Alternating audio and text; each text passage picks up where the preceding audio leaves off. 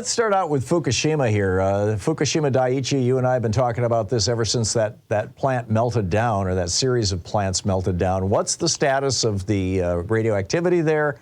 What's the status of the community around there? And what's the status of the radioactive water that they were going to be releasing?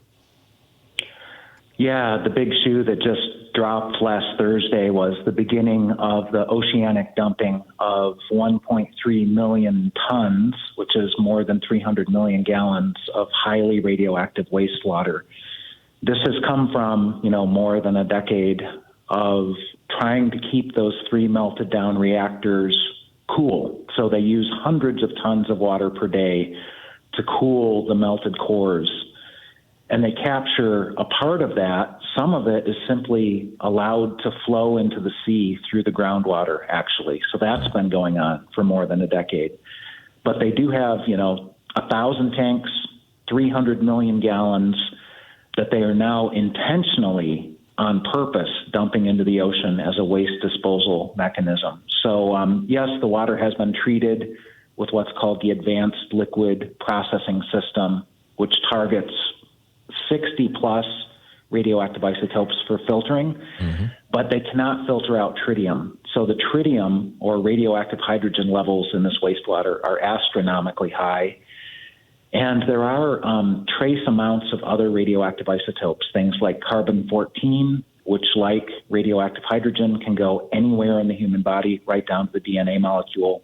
You've also got cesium-137, strontium-90 in trace amounts. Iodine-129 is always an interesting one to bring up because it is hazardously persistent for 157 million years. Wow. So these are the kinds of poisons that Tokyo Electric and the Japanese government are dumping into the ocean as we speak now. What is the half-life of tritium? Tritium's half-life is 12.3 years, so a hazardous persistence of at least 123 years or up to 246 years if you want to be safe, which is about as long, 246 years, as the U.S. has been an independent country. Wow. Wow. So I've been reading that China is flipped out about this, that they've stopped the importation of Japanese seafood. How are the countries in the region responding to this? And what impact, what impact might this release of radioactive water into the Pacific Ocean mean for us here in the United States, particularly those of us who live on the West Coast and may eat fish out of the Pacific? Yes. There's anger in China from the population to the government. And in fact, there's a recent statement by the Japanese Prime Minister and Foreign Minister calling on Japanese citizens to not speak Japanese very loudly in China, because there are rocks being thrown at Japanese consulates and schools. So there's anger in the streets of China.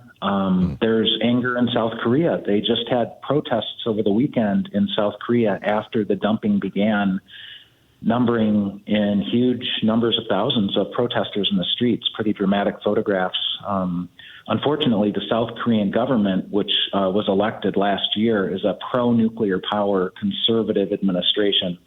So when Biden and the leaders of Japan and South Korea met at Camp David just a couple weeks ago, a reporter asked, what about this tritium dumping at Fukushima Daiichi? And the question was to the South Korean leader, and he said it didn't come up.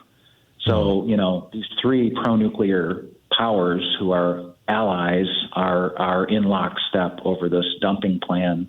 Right. And, in Japan, I just gave a presentation via Zoom to a group in Kobe called No Nuke Kobe, I believe was their name. That was on Saturday. There's tremendous concern among the Japanese population.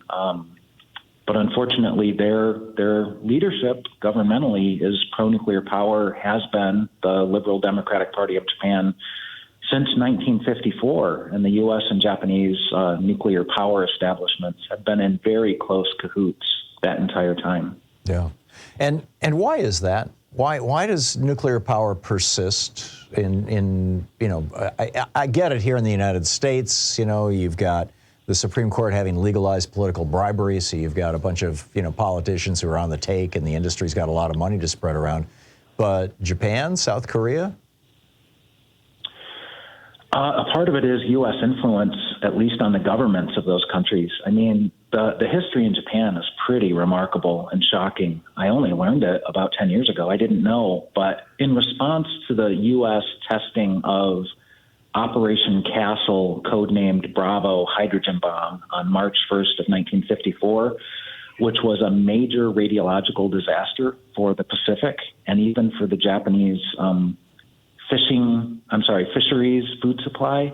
Radioactivity was consumed by the Japanese after that hydrogen bomb test, in the tuna especially.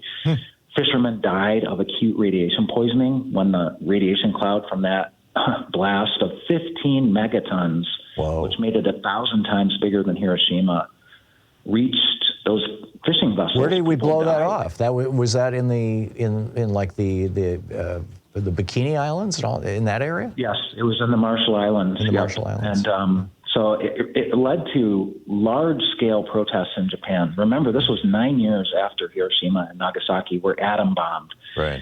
And the U.S. government and the Japanese government in 1954 were concerned that Japan would go communist, that the Soviets would come in and Japan would go, or the Chinese would come in and Japan would go communist. So the U.S. CIA went to Japan. They conscripted, they recruited an agent named Shoriki.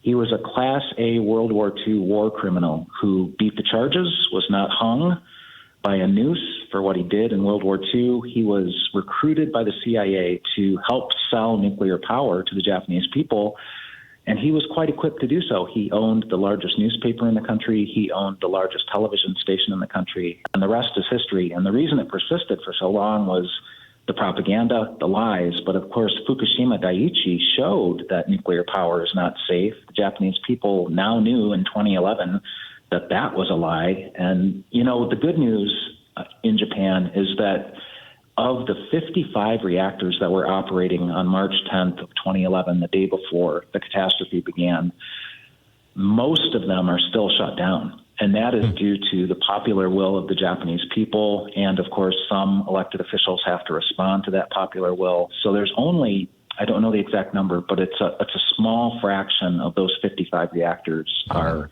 currently operating. It's too many, of course, but it shows the sea change in Japan in terms of opposition to nuclear power. The Japanese used to be heavy users of oil. I mean, you know, before they went with nuclear, they were generating almost all of their electricity from oil, and they had to import all of that oil.